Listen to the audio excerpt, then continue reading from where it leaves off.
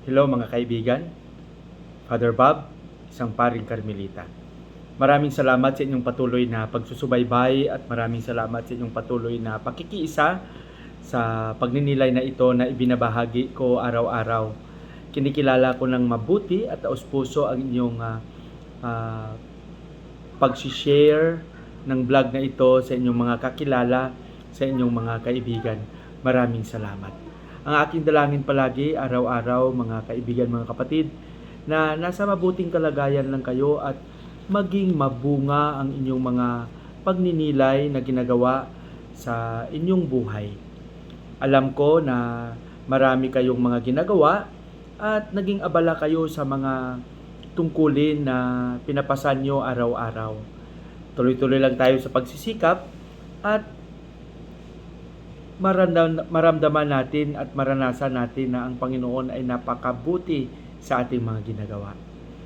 Ang ating buhay, alam ko, ay minsan nagdudulot ng maraming mga problema, lalong-lalo na sa pagharap natin sa mga pagsubok. Ngunit, dahil hindi tayo pinabayaan ng Panginoon, narito pa tayo.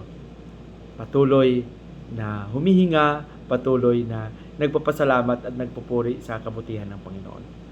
Ngayon ay araw ng Sabado, nasa ikasampung araw na tayo sa buwan ng Pebrero, taong 2024. Ang ating pagninilay, mga kapatid, sa araw na ito ay babahagi sa atin ni San Marcos, Kapitulo 8, versikulo 1 hanggang 10. Ang isinasaad sa ating Ebanghelyo sa araw na ito, na si Jesus ay dinudumog siya ng mga tao at ang marami sa mga ito ay nanggaling pa sa mga malalayong lugar.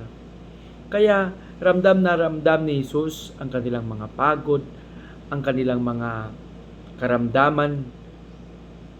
Ang ilan ay gutom, ang ilan ay posible walang pahinga dahil ang iniisip lang nila palagi ay kung nasaan si Jesus. At kung matanto nila kung saan ang pinaroroonan ni Jesus, ay talagang pupunta sila. Dahil gusto nilang makinig sa mga aral na ipinapahayag ni Jesus. At dito napapansin natin na marami sa mga tao ang, alam nyo, gutom. Kaya sabi ni Jesus, hindi niya gustong hayaan ang mga taong umalis at umuwi dahil gutom sila. Baka mawalan sila ng malay sa kanilang paglalakbay pauwi.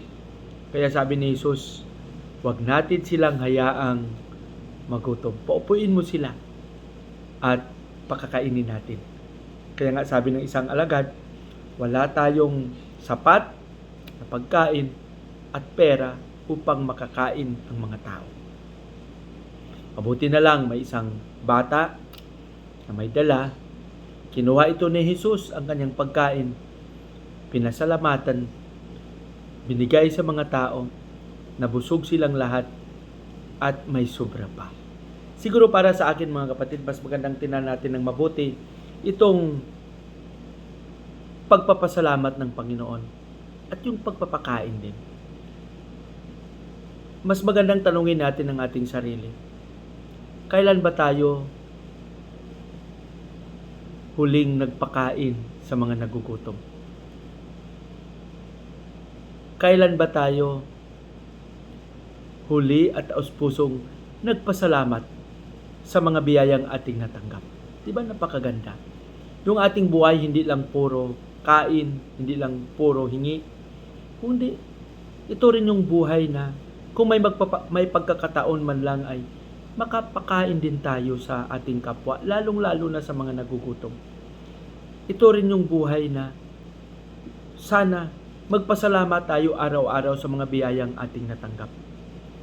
Pagsikapan natin na maging totoo at maging kabahagi sa misyon ni Jesus, ang magpakain at magpasalamat. Pagpalain na ba tayo ng Panginoon sa ating panalangin, Panginoong Jesus?